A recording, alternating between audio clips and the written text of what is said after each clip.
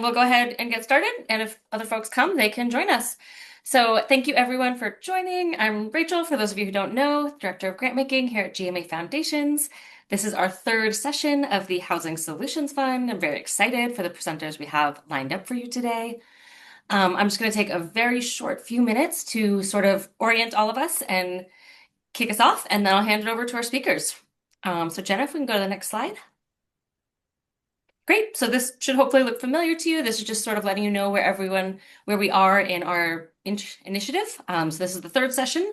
We'll be talking about community and neighborhood level interventions, leveraging collective action.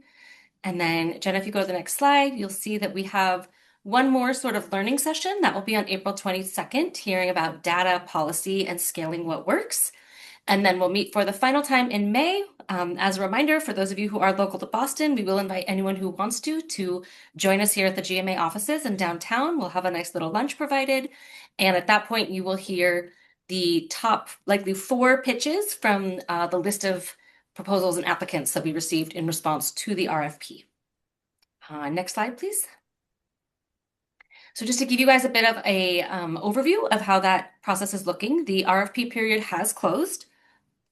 Excuse me, we did receive 16 proposals, and we developed a guide to ranking them. So we're looking at, alignment with the RFP, the potential impact on a wider level community initiative versus maybe just a standalone project, how they're centering equity and community, how are they involving the voices and perspectives of the people most impacted by their intervention, and then execution, how are they going to actually execute on what they're proposing. We'll also be looking at both organizational and project budget. I included a reminder about the geographic eligibility. And the way we'll be doing this review process is each proposal will be reviewed by 2 of the GMA folks here on the team. So that's myself, Jenna, Dewey, and Skylar. And then we'll sort of compare scores, talk about the ones that have high alignment. And through that iterative process, the 4 of us will determine what we think are the strongest 4 proposals to have the best impact. Okay, so that's pretty much the end of what I have to say. So the next slide is just highlighting again who our speakers are today. Apparently, Reggie John is busy I think they're doing construction. So we have his team of Alex and Megan here. They're going to do great, and they'll tell you a little bit more about what they're working on. And then we'll hand it over to Minnie McMahon, who's the coordinator for the Greater Boston Community Land Trust.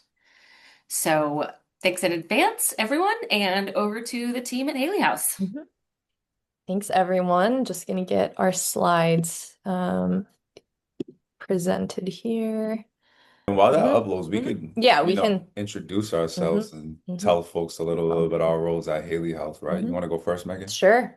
Yeah, so very excited to be here today. Reggie sent his apologies. He's going to try to join if he can, but he's absent for good reason, because for those of you who know Haley House, our cafe space will be reopening this summer, and we just started construction this week. So he is in a construction meeting, which is exciting. I'm Meghan Higgins. I am the Director of Development at Haley House. I was saying I've been here a whopping 2.5 months, started in January, but have known Haley House for a long time, and am just thrilled to be here.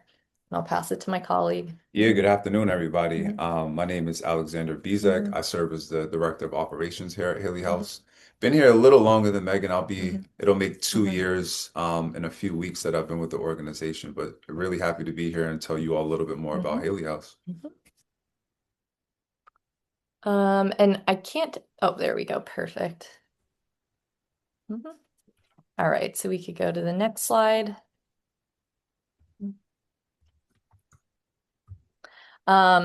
So Haley House, I think many people know Haley House because of the Bakery Cafe, which was a wonderful hub in Nubian Square. The cafe opened in 2005, and Haley House has been around since 1966, actually. So Haley House began as a very grassroots effort informed by the Catholic worker movement, which was a social justice movement in the 60s and prior to that. So founded by John and Kathy McKenna, who essentially opened their doors, opened their own home to men who were struggling with homelessness in the South End. And the cafe or the soup kitchen sort of grew organically from there. But as you can see in the mission, Haley House uses food with purpose and the power of community to break down barriers between people, empower individuals, and strengthen neighborhoods. And I think that piece, the radical solutions piece, really looking at problems at the root cause, that is what has informed Haley House's evolution over these last 60 years. And I think is what people really respond to, the authenticity that Haley House has been able to maintain over those 6 decades. So since that founding, Haley House has expanded into a variety of areas, but really all, again, guided by food and housing. So our direct service programs are focused on our soup kitchen, which many folks know, thanks to the huge force of volunteers who support that, those operations 6 days a week, and the food pantry and clothing room that go along with that for guests who come to the soup kitchen, our urban agriculture programming, which Alex will speak a little bit more to, our affordable housing program. So again, sort of housing began really organically, and has grown into a more formalized, affordable housing portfolio. And many of our guests are able to take advantage of our single room occupancy housing in the South End. The education and training piece, that's something that has also really been woven into the fabric of Haley House. And we are able to really grow with the opening of the cafe space. Many folks know that, and our work with formerly incarcerated individuals. And then again, the bakery cafe, which we are very excited to share, will be reopening later this summer. We can do the next slide. So, thinking about Haley House and sort of its role as an anchor in the South End and Roxbury communities, just wanted to touch on our physical spaces and highlight the work that we're doing in these physical assets throughout those neighborhoods. So, 23 Dartmouth Street, that's where Alex and I are currently sitting. This is the building that houses Haley House's offices. It is where our soup kitchen is located, and this view you can see sort of along the side of the building. That's the entrance of our soup kitchen. That is a bustling space operating, like I said, 6 days a week. It's also where our live-in community members live. So above our offices are 3 additional floors, I believe, of housing, and so those spaces house our live-in community members who are full-time volunteers, typically join the organization for about 2 years and oversee the daily operations of the soup kitchen. So another just connection to our history. The live-in community has existed since the early 70s. So it's a lovely tradition that still continues. Folks would probably know, again, in Nubian Square are the former site of the Haley House Bakery Cafe that continues to be used once the cafe unfortunately closed around the pandemic. That space is still continued to be used for programming, catering, which just relaunched, and then basically right in front of that old building, right along Washington Street, Nubian Square, will be the home of the new bakery cafe to open later this summer. As I shared, we have about 110 units of affordable housing, 2 single room occupancy buildings in the South End. We also have a multifamily, income restricted building called Interfaith that is in the South End. And then a couple of other buildings. And then finally, we have our urban agriculture spaces. So we have an urban farm on Thornton Street in Roxbury. And then we also work with the Mel King School, which is right next door to Haley House's offices. And we operate community garden beds there and conduct programming with students at the school and also operate a food pantry out of that school for families. Okay, next slide. Yeah, and just to talk a little bit more about our programs and the services that we offer through our variety of affordable housing units. Megan did a good job of talking about the food pantry and Mhm. our soup kitchen and some of our other programs as well. We really focus on food justice. So individuals, regardless of age, demographic, socioeconomic status, can come into any of our programs and get a healthy, affordable, culturally Mhm. appropriate meal. Mhm. In our soup kitchen, as Megan had mentioned, it Mhm. operates 6 days a week. Each of those days, we offer a hot meal that is free to a lot of unhoused individuals here in the South End of Roxbury, a lot of whom are either suffering with homelessness or addiction. Um, our food pantry also provides non-perishable goods to families in the community, and that typically happens on Thursday mornings. And then our Take Back the Kitchen program, which is a really cool nutritional cooking class that happens out of our old bakery cafe space in Nubian Square, happens really frequently. Sometimes 4 or 5 classes a week are Mhm. happening. And we're working with school age youth, we're working with families, and we're working with seniors as well. And that the focus of that class is really showing people how to make their favorite meals in the healthiest way possible. So how can we include veggies? How can we include whole grains? How can we make sure that we're eating Mhm. within the season? And then at our farm, at our Thornton Street farm, and through our Mel King garden programs, we provide a lot of urban agriculture education. So we do a ton of community events. We work with school age youth to teach them about growing and urban agriculture. We go to people's homes and provide them education around growing their home, their garden beds at their own homes. So there's a lot of awesome food education and food access opportunities for community members in Roxbury and the South End through all of our different programs. Um, Megan also talked about the reopening of our cafe. It's been a long time coming. Mhm. It's been an extremely complex project, having to build Mhm. out the new space and working with contractors and construction teams and permitting in Boston Mhm. is an absolute nightmare. If any of you know, if you Mhm. know, you know. Mhm. Um, but with the reopening the cafe, it creates an awesome opportunity to continue to provide healthy, affordable food for individuals in Nubian Square and the South End, and also for it to be a community hub. The old bakery cafe really served as a community hub because we had events, we had a lot of collaborative efforts with neighboring organizations in the space as well. And that's something that we're going to continue to have. And one of the coolest things about the Bakery Cafe and its reopening as well is that we're going to continue to provide economic upward mobility for a lot of the returning citizens that we serve through our other programs. We're committed to hiring returning citizens. We recently relaunched our catering services, and we have a full team of returning citizens that are part-time catering staff. So it's going to continue to allow for us to really hone in on that work. And then when you talk about housing, we have 26 of the single room occupancy units in the South End, and then 69 income restricted multifamily units in the South End as well. And then an additional nine affordable Mhm. units in a brownstone in the South End as well. And it's awesome because a lot of these individuals that dwell in these units either were participants or guests in our soup kitchen or were participants in our lift program or volunteered with us on some regular Mhm. basis. And they entered into our housing network and they've never left the Haley House network as Mhm. well. Um, our 26 single room occupancy units are hyper focused on individuals that are coming out of homelessness or addiction or incarceration. So with that, individuals have their own room, they have access to their own kitchen, and they Mhm. also have access to a food pantry within the building as well. So we try to go full circle. Our resident managers also that dwell in the building are a part of that population. Mhm. Both of them were both unhoused at certain parts throughout their life, and one of them was also incarcerated as well. So that lived experience really helps them help the residents that, Mhm. dwell in the building as well.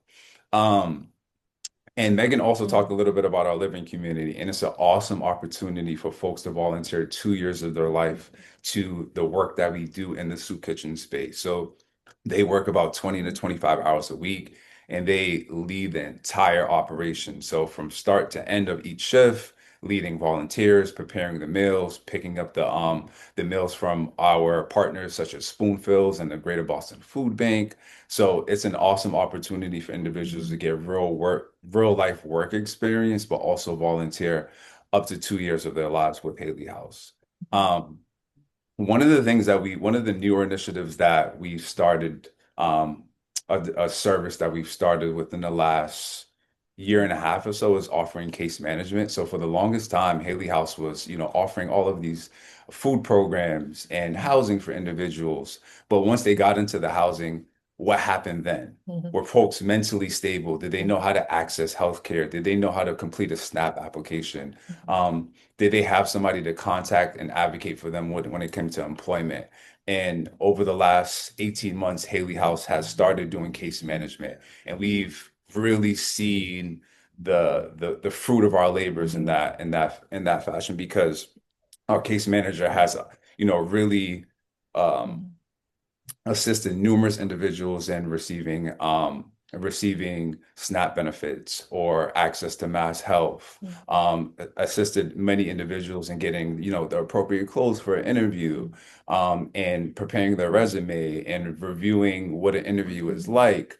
So case management has definitely been a Mhm. game changer, and it's going to be something that we continue to do Mhm. and potentially hope to add on another case manager to Mhm. the load to really support all of the individuals in all of our programs, our services, and our housing Mhm. units as well. Probably good. Yeah, and we can jump to the next Next slide. slide. Mhm. So a prime example of somebody that has reaped the benefits of a multitude of our programs. Manny came home from incarceration about 3 years ago. He was a soup kitchen guest and came faithfully 4 or 5 times a week. And he did a culinary training program with an organization not too far from us that we do a lot of collaborative work with, NECAT, New England Mhm. Culinary Arts Training. Um, he completed the program and he said, "Hey, I needed somewhere to live." He got off our waiting list for the SROs. He has a huge room in our SROs, and every time we come by to either do like a walkthrough of the space, he's always inviting us in. He's cooking us pastelitos. Manny also was a part of our LIFT program, which is our reentry program, which is a cohort model of 8 sessions where we really provide folks with all of the necessary resources and services to get back on their feet once they come home from incarceration. So if you recently been released from prison within the last 6 to 8 months, folks can join our LIFT program.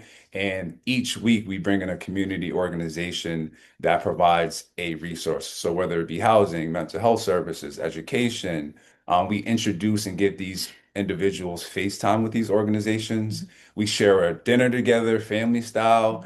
And at the end of the 8 weeks, folks get $1,000 check for participating in the program. So really helping folks get off their feet. And Manny was actually able to use this check to pay for his first month in security for the housing unit. So it really comes full circle. Mhm. And you can see the quote Manny puts here, Mhm. if you need help and you're willing Mhm. to ask, this is the place to go. Mhm. The love and support here will amaze you. So I think this is like Manny's like the poster boy of Haley Mhm. House, but there's so many other individuals that have similar stories that have taken steps through a multitude of our programs and really Mhm. benefited from a multiple from the Haley overall Haley House Mhm. ecosystem. All right. Next slide. I think this is pretty much it. So just, a little bit more about how to get involved. As we said, volunteers really power Haley House's work. So the soup kitchen would not function the way it does without a huge team of volunteers, individuals, folks who live in the neighborhood. We have plenty of people who live right across the street from Haley House who come regularly to volunteer. We have corporate groups that come through, but outside of the soup kitchen, there's other opportunities, our food pantry, our TBK classes, supporting work at the urban farm. Those are, really important ways that we engage community in our work and bring people into our mission. Um, of course, there are also ways to contribute financially. We have an incredible base of donors, but we also rely on folks for in-kind goods. So, as we said, we run a clothing room, we run a food pantry. So, whether it's hygiene products, clothing, goods for the pantry, we're always accepting, those types of donations. And then, of course, just, signing up to learn about all of the amazing work that's happening at Haley House.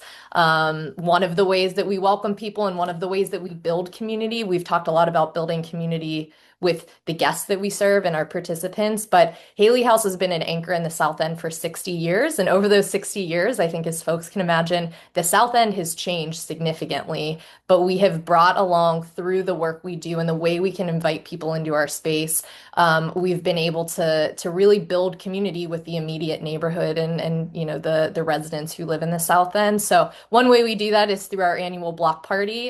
This year will be the 21st iteration of that on June 6th. And it's a really wonderful way just to collectively celebrate everything that's happening at Haley House, and be part of the community. So I think that's it for us, and we're excited to answer any questions people have. Mhm. Great. Thank you so much, Megan and Alex. We can go ahead and just open up the floor now. We can take a few minutes if folks have any questions for the Haley House team. I'm gonna raise my hand. I'll start. Yeah, Bill, please. Thank you for that excellent presentation. It's interesting, and we're still trying to get our head around coming at housing through food makes all the sense in the world. But my question as regards to housing on its own is, I assume that you had the housing units for a long time, and over time you've added all of the case management recently and other support services. So what was your experience, and what can we learn about successful housing programs with and without those ancillary services? Mm-hmm. Yeah, do you want to take a I shot? can take it. I think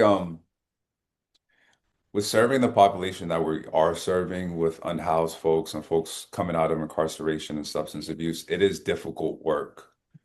That's the reality of the situation. It is difficult work. I think you can put people in place to make the work less difficult. I mentioned we having 2 resident managers for our SRO buildings that have lived experience. It helps us immensely when they can have conversations, they can talk people down off the ledge, they can de-escalate issues that are happening between tenants when they are in the building and living in the space as well. I think if you're going to work with this population, it's almost doing them a disservice to do it without case management. These folks need additional support, they need additional guidance, and I think it's important to have it there. So if you're going to do it, you want to do it right. And I think Haley House for a long time was providing housing for individuals, but some of these individuals weren't in healthy spaces because they didn't have access to that additional support. The one thing I'll say too, as you said, we have had this housing for a long time. The first property that we have was actually gifted to us decades ago. And so I think while we didn't have formal case management up until recently, I think just the nature of Haley House and the level of engagement and the sort of philosophy on which it was founded, that community that has been created, that has really always been embedded into the model of Haley House. And so while we maybe didn't have, trained caseworkers or social workers supporting individuals, we had folks throughout our whole history that have been playing that role. So I think what you're saying, or, what maybe the conclusion we've come to is, like, we know housing first as a stabilizer is essential, that is critical. But community, whether it is formal case management or it is just, a social support system for people to rely on, is the real game changer. Great. Thank you. Okay, I see Kristen and then Josephine. Hi, thank you so much. A question I have is the role that advocacy or policy work plays, or doesn't, or do you choose not to go into that space? I can just imagine between housing and dealing with the justice system, the court system, the prison system. There obviously are a lot of policies that I'm sure you and the people you serve have a lot of valid life experience to share. And since you have an opportunity to build real relationships because you have a longer term relationship with these folks, it's not a transactional kind of relationship you have. If you've explored that idea of using these lived stories as a way of influencing policy. Mhm. Not as of yet, and I think it's just a capacity issue. Mhm. The nonprofit space is complex, the work that we do already, and Mhm. we haven't been able to take on that additional layer. Any of the advocacy work we do is really at a smaller level where if somebody has an upcoming court date and their lawyer is asking for one of our staff to be present, to talk a little bit or to write a letter about them participating in our Lyft program or being meaningfully employed. That's really it. So nothing at the legislative level, but at smaller levels and having conversations with attorneys and showing up to court on individuals' behalf. Yeah, makes sense. Okay, we'll go to Josephine, and then if anyone else has questions, please write them down, remember them. I definitely want to get to them, but I also want to make sure we give Minnie plenty of time for her presentation. But Josephine, Yeah. please go ahead. Yeah, well, first, so let me compliment you on the work that has been done over Thank 60 Thank you. years. It's really amazing to me, and part of it because of the community in which I live, which is Newton, to Mhm. hear how how you're addressing real problems for folks. One question now, you didn't weren't really specific in terms of the sort of supports that you're giving. So I'm wondering, do you get any sort of public assistance from, the state or the federal government? Mm.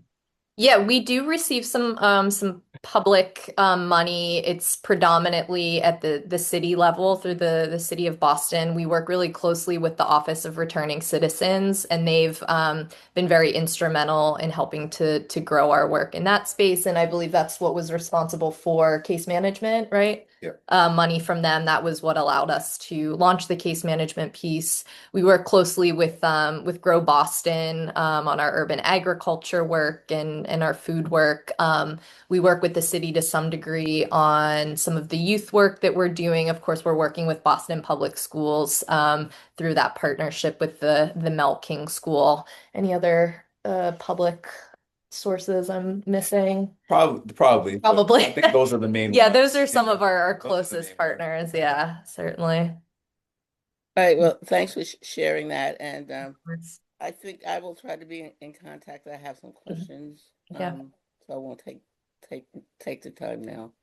that sounds great. Thank Absolutely. you. And per usual, we'll definitely share slides and contact information for anyone who wants to follow up after the event. Okay, I'm going to hand it over to Minnie. Thank you. Good afternoon, everyone. I'm Minnie McMahon. I'm the program director for the Greater Boston Community Land Trust Network. Okay, I think you're seeing the presentation. Great. So we are a network of community land trusts, and we are not a separate entity. We're hosted by, staffed by, convened by Dudley Street Neighborhood Initiative, which is not so far down the road from Haley House's cafe down on Dudley Street.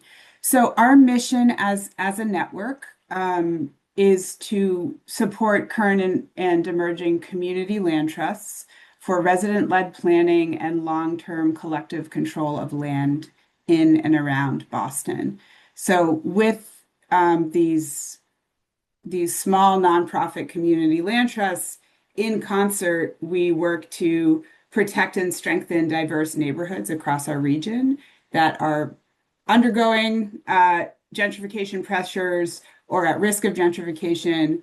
We promote understanding of this community land trust model, which I will talk about, and work to build the wider community land trust movement, both sort of regionally within our communities, but also across the state and nationally and to a certain extent internationally. And we collectively design and create programs, systems, policies that aid in the creation, maintenance, and expansion of these types of organizations.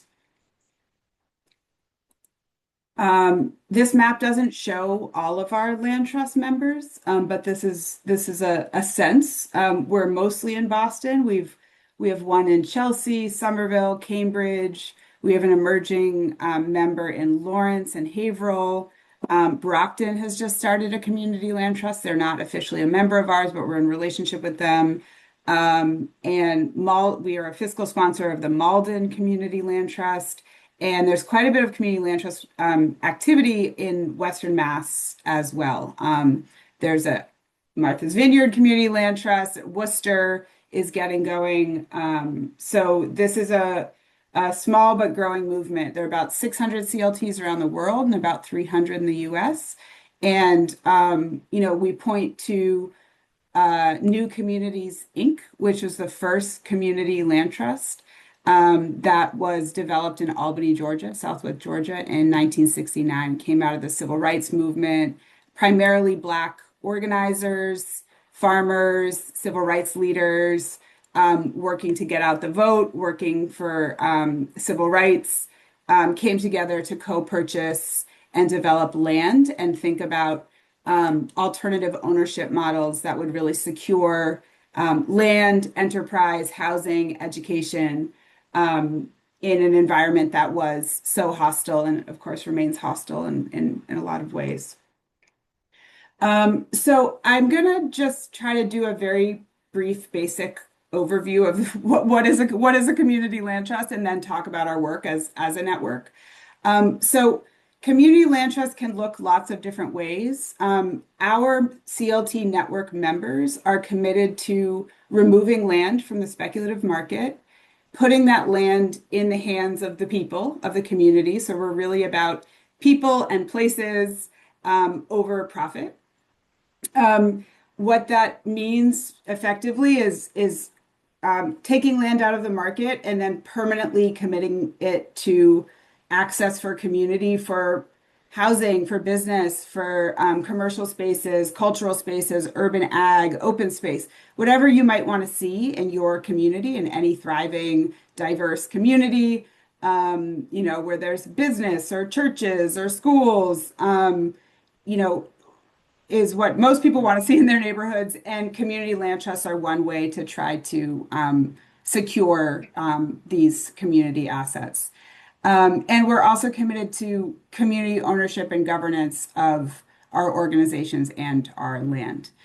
So how does that, let's see if I can, hopefully this graphic will help folks understand the model. So the community land trust at the bottom here, the community land trust is a nonprofit that owns land, and it can sort of get it in different ways. It can be willed land. It can buy land from the private market that is built or not built. It can get land through public disposition processes. So there's a lot there to talk about.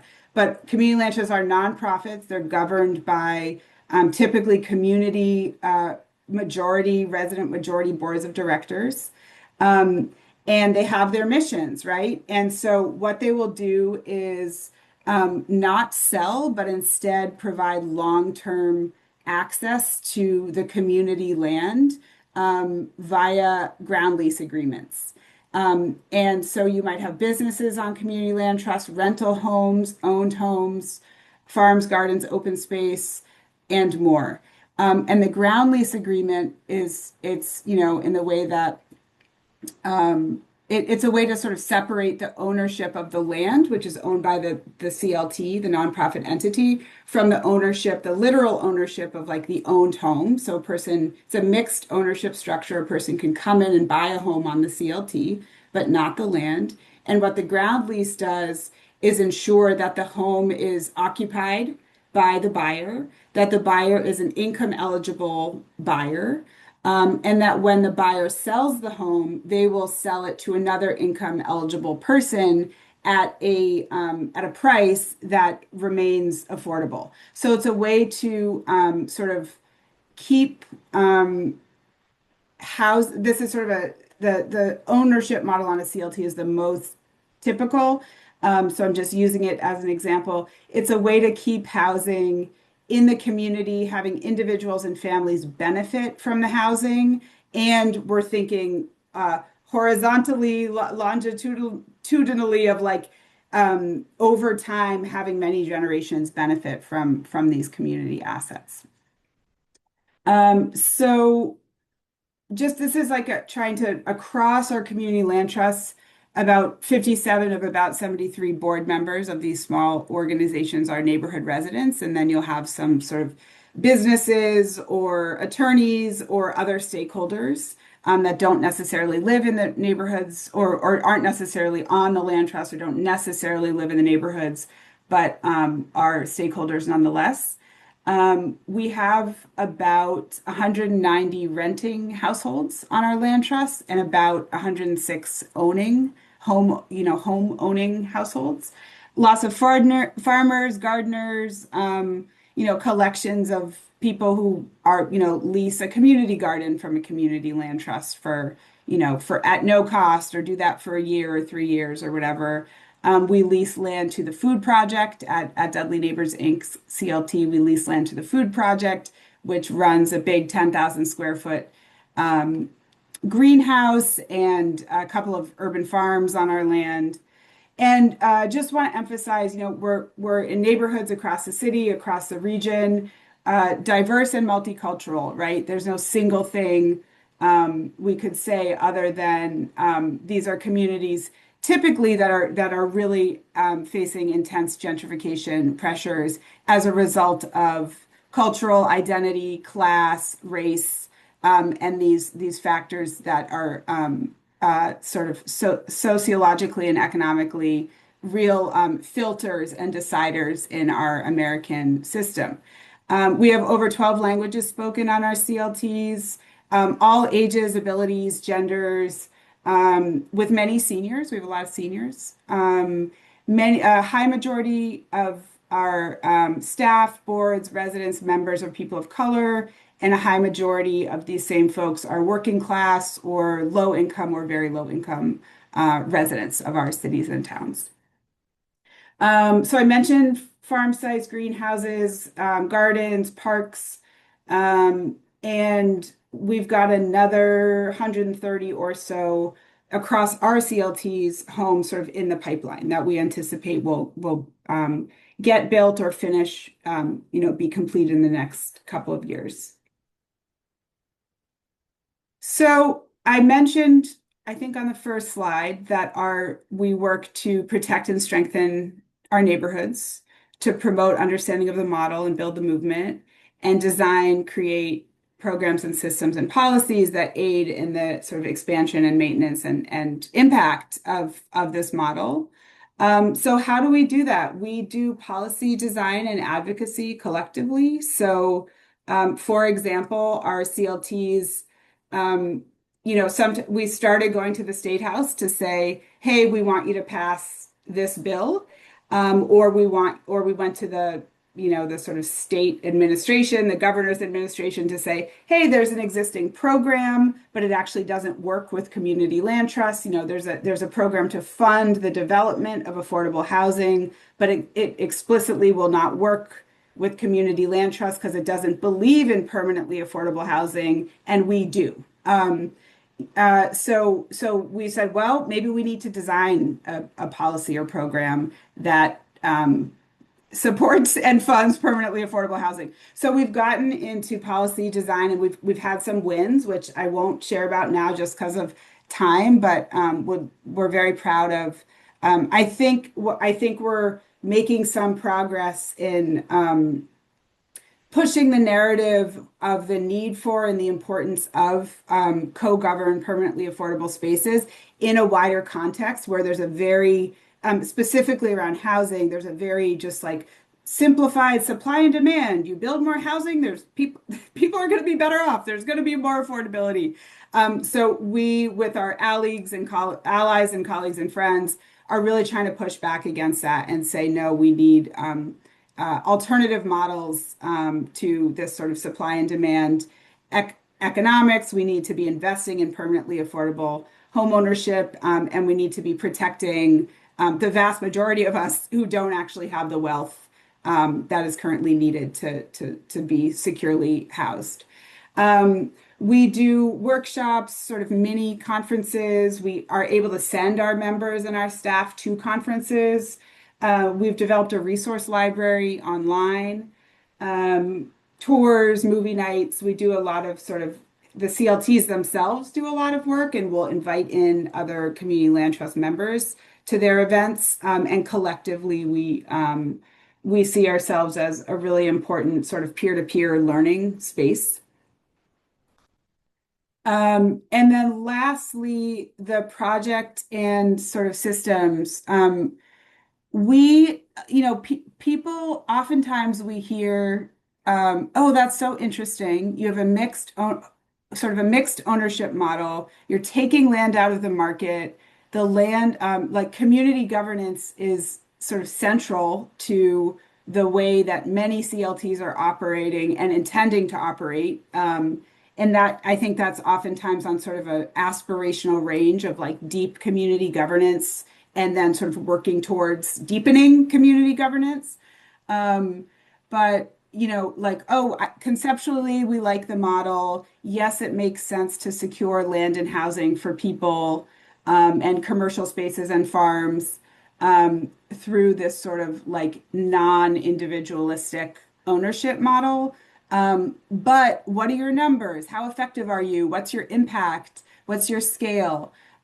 Which are important questions. These are impact is the whole point in all the work that any of us does.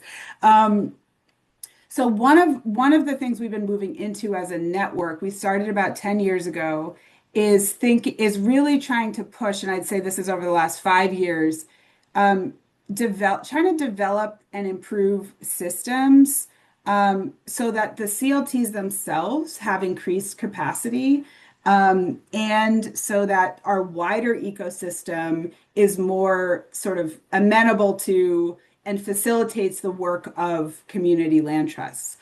So just briefly, a couple examples are we created our own community land trust funding pool several years ago. Some of our CLTs sort of get city-owned land that is vacant that they then build on, and they need to finance the building of those housing. And that's where we have gone to the state to push for programs that help subsidize that housing. Some of our CLTs acquire existing land and housing from the market to sort of get it off the market, get the investors out of the picture, and preserve the affordability of that housing and the tenants within it. But money has to work on time with the market to be able to do this, right? We are working in real estate. We're working in a context where, like, yeah, people own things. This is how it works. So we designed and developed this pool of capital that could be this sort of nimble, more responsive source of financing for different types of CLT projects that is sort of more aligned with CLT timelines and the creativity we're able to employ as CLTs. And we've been able to loan and grant over $1.2 million from there, and we've been able to grow that fund over time. I'll just briefly touch on two other things. One is educating lenders, attorneys, real estate brokers, and more about our work so that they can more readily work with us because there's fear in the unknown. So oftentimes you get a no, or that sounds complicated, or whatever. So we're working to build up sort of more stables and cohorts of industry professionals that are ready to partner with CLTs and just provide greater ease there. So we're not constantly chipping away at a block every time we're trying to do a deal. And then one of our CLTs has been really sort of headlining and pushing the development of an internal property management system. As Megan and others know, property management is the industry is really challenging just across any type of ownership. And at our CLTs, we're actually working on what does in-house property management scattered site across different neighborhoods that is providing respectful, timely, high quality service to our communities. And the idea is that this is getting piloted at one CLT. So it's not happening within our network, but it's piloted at one CLT. Other CLTs are participating and they want to build that out over time. And that could be a model that sort of gets like embedded within our wider network. So it's probably more time than I had. So I will leave it there. Thank you. Awesome. Thank you so much, Minnie. And we will now open up the floor. So if folks have questions specifically for Minnie, or we still have the folks from Haley House now, we can just sort of open it up widely.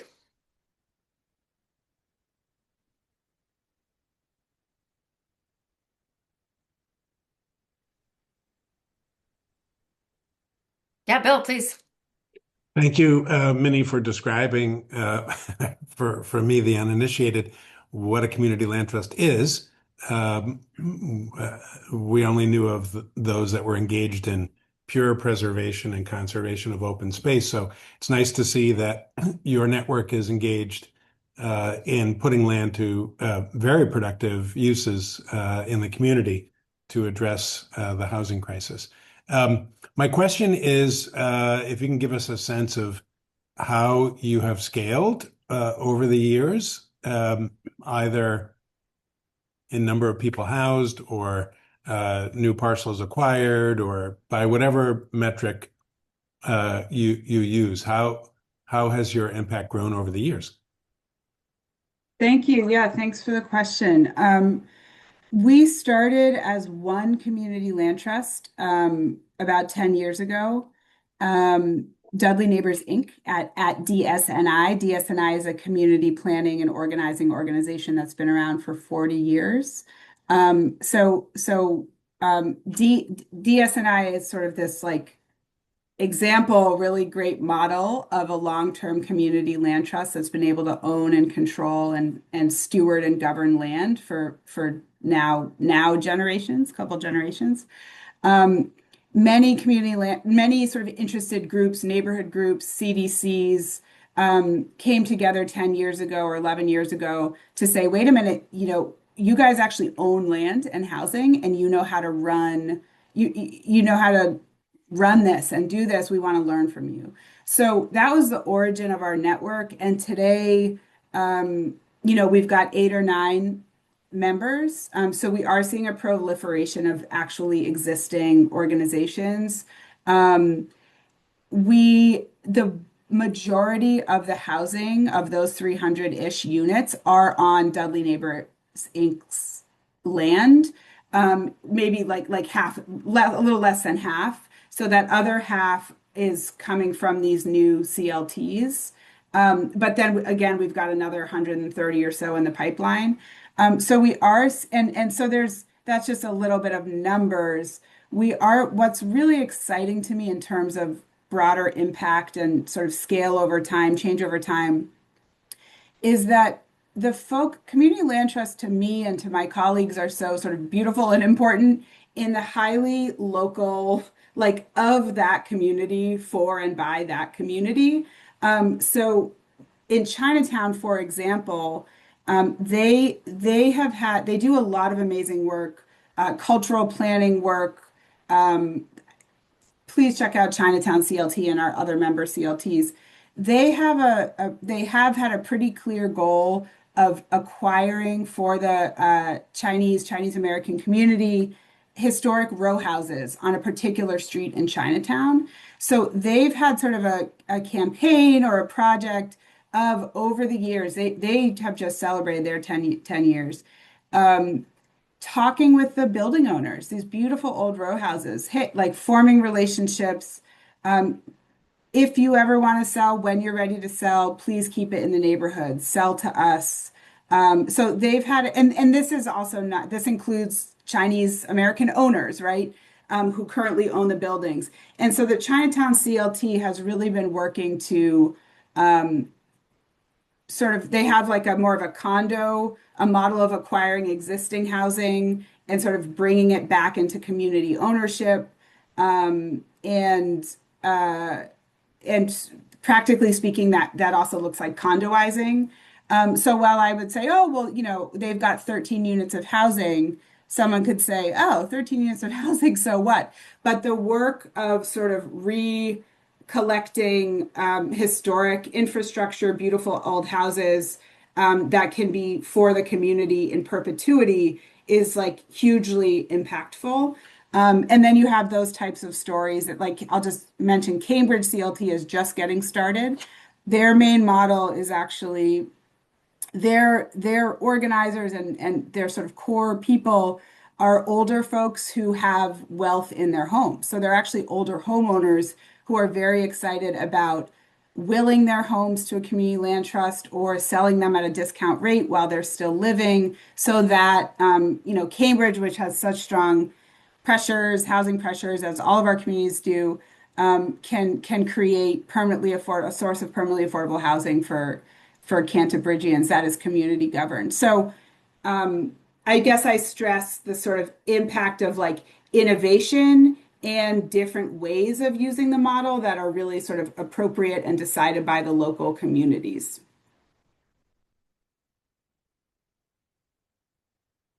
Great. Thank you, Minnie.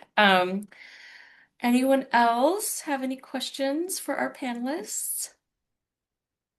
Phil, are you trying to come off mute, please? Yeah, I'm just wondering how these community land trusts interact positively, negatively, or not at all with the many community development corporations in the state who have really developed, hundreds, thousands of units of affordable housing, but without these ground lease agreements. What is your relationship to those organizations? Yeah, great question. So some of our community land trusts are themselves CDCs, community development corporations. Yeah. That has to do with like a donation tax credit, CITC, community investment tax credit that CDCs can benefit from. And I hope folks are aware of that CITC tax credit. So some of our CLTs are CDCs, and some of our CLTs, like at Dudley Neighbors Inc., don't actually do the development themselves. So the CLTs will secure the land through community governance, through community process input, decision making with the city of Boston, for example, will determine preferences for how that land is used and developed. And will sign, like, ultimately there, the part of the community governance work is choosing the developer for the project on CLT land and partnering with that developer. And that developer is oftentimes a community development corporation. So practically speaking, sometimes separating the development function and the stewardship and governance function, that seems to so far be beneficial for our CLTs. And then we also find ourselves, so sometimes a CDC might actually be a lessee of a community land trust. So in a case of rental housing, maybe the CDC built it, they own it, a property management company runs it, and they're paying a yearly ground rent fee to the community land trust. So it could be a more sort of transactional thing like that. But we're also in league as like trying to get more acquisition funding from the state together, and doing some organizing work together. There are definite tensions. It just depends on the organization and the I imagine situation. there could be tension, but it sounds as if it's mutually beneficial. I think so. Absolutely. One last question, if I can be permitted this. You said, be careful about supply and demand, but could you go into that? I'm not an economist, but this is like a basic rule, is it not, that the more of stuff you have, the cheaper it gets? And what is wrong with then just developing massively a lot of affordable housing, or just housing period in Massachusetts, which doesn't have enough of it? Yeah, so I think if we could plop down a bunch more housing units, like snap our fingers and then just like, look at all this housing, then the idea that prices would then go down, right? There's all this supply, it can meet the demand, so prices will go down and there will be more affordability. Sure, that could work, right? But practically speaking, we don't, first of all, you can't just build all that housing out once. Like that's a it so But there's what we're seeing, just to what we're push back mildly on this, and I speak as an anxious northerner, there's the myth of places like Texas where, in fact, it's a lot easier to build housing and it is cheaper. But go Yeah. on. No, this is a hugely important conversation. I will just say that we're not anti-production. We need to build more housing units. That this is true. And we need to build more housing units that are expressly for re preserved for reserved for folks who cannot compete in the market.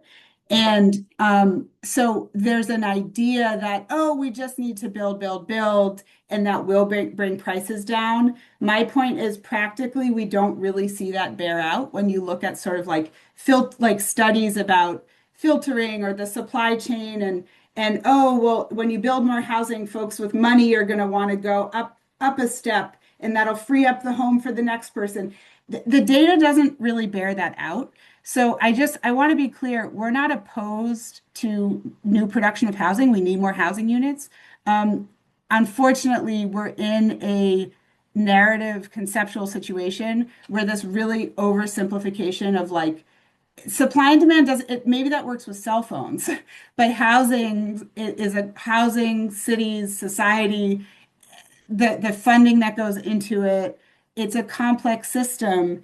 And I think we overlook that when we just say build more and we'll have more affordable housing. And the data doesn't really support that. Well, you can look in the backyard of Boston and see all the very fancy housing that has been built that hasn't really benefited any That's working. right. There's actually higher vacancy rates at the like more expensive housing, like in the luxury units in the Seaport in Boston, right? So, but yeah, I appreciate we can talk about this for. Thank you. Okay, we have maybe just a few more minutes with our panelists if anyone has any last questions. Okay. If not, like I said, we will share their contact information. We'll share their slides. You'll be able to reach out to them. So I'm going to thank Megan and Alex and Minnie for your time today. We really appreciated hearing from you guys. If the funders can stay on for just a few minutes, we'll just do a little bit of prep for the next session, and I'll have you guys on your way. Thanks so much, everyone. Thank you all. Thank you. Take care.